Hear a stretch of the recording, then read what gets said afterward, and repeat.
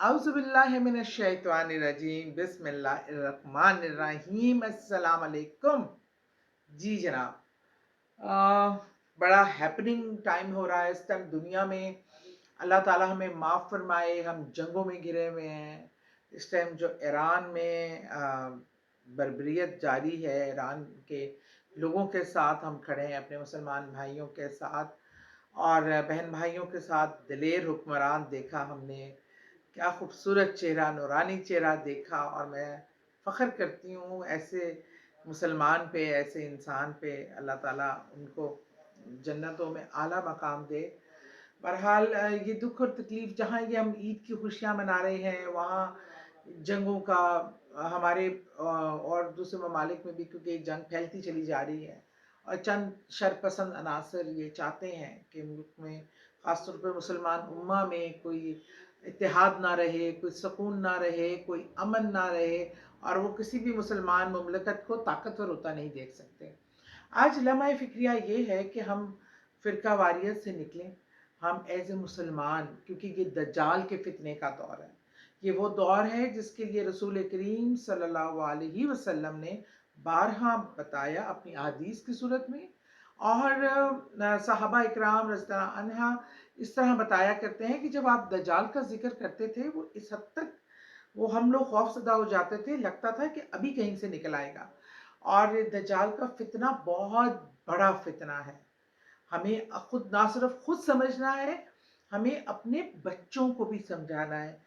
हमारे बच्चे जो हैं वो नहीं जानते इतनी चीज़ें, क्योंकि आपके हाथ में जो एक मोबाइल नामी चीज़ है, ये इतना ख़तरनाक फ़ितने का एक ज़रिया है जिसमें कोई भी चीज़ वायरल हो जाती है। अभी मैंने कुछ वीडियो देखी, उस पे काफ़ी लोगों ने बहुत अच्छा वीडियो बनाई है, प्रोग्राम किया है कि वो कुरानी आयात को का मजाक बना के गाने के अंदाज में, नाउज़ुबिल्लाह, तमस्खराना अंदाज में वीडियो बना रहे हैं। और खौफ खुदा करें, खुदा के लिए, ये तो मुनाफिकों का काम था, ये तो काफिरों का काम था। हम मुसलमान, हमारे बच्चे किस राह पे निकल गए हैं, हमें लम्हा फिक्रिया है, इस पे सोचने की ज़रूरत है, इसको समझने की ज़रूरत है कि किस आसानी से हम दज्जाल के फितने का शिकार, इन शैतानी कुव्वतों का शिकार होते चले जा रहे हैं। वक्त है कि खुद भी समझें, कुरान को समझ के पढ़ें, कुरान पर अमल दरामद करें और अपने बच्चों को ईमान पे इस्तकामत दें, ईमान पे इस्तकामत दें कि उनको पता हो अच्छा बुरा क्या है, दज्जाल ने आना है, इसके फितने क्या हैं और उस टाइम पर हमें इस्तकामत के साथ खड़ा रहना हमारे लिए कितना ज़रूरी है। ये पैगाम तो मैं बहुत दिनों से देना चाह रही थी, क्योंकि हम राब्ते में नहीं थे। बहुत बेचैन हूँ, इस पे बहुत से प्रोग्राम करने की ज़रूरत है।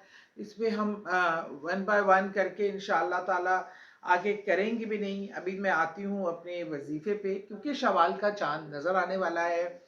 शवाल के हम आमद आमद का इंतज़ार है, तो मैंने शवाली के हवाले से ये बहुत ही प्यारा, बहुत ही खूबसूरत, हर मुश्किलात के लिए, हर मुश्किलात के लिए, ये मुश्किलात का दौर है, रिज़्क़ का, बीमारी, सेहत, मुल्की हालात, अपनी ज़रूरियात, बच्चों की नाफरमानियाँ, बच्चों के मसाइल, इन तमाम चीज़ों के लिए बहुत ही खूबसूरत, बहुत ही प्यारा वजीफ़ा, जो बहुत आसान है करने में।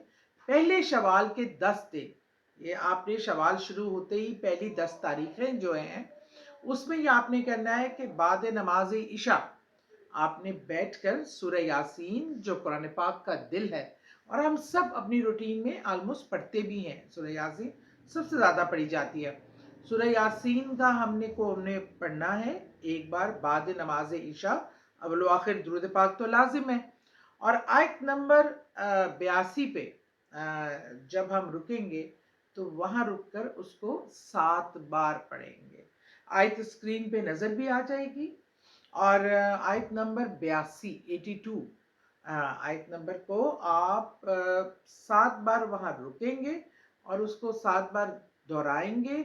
और उसके बाद आप अपनी मुश्किलात का मामला, अपना मुकदमा अल्लाह के हजूर पेश कर देंगे, अपना दुख अल्लाह के हजूर पेश कर देंगे, अपनी गिरियाज़ारी, आहो बका अल्लाह के सामने पेश कर देंगे।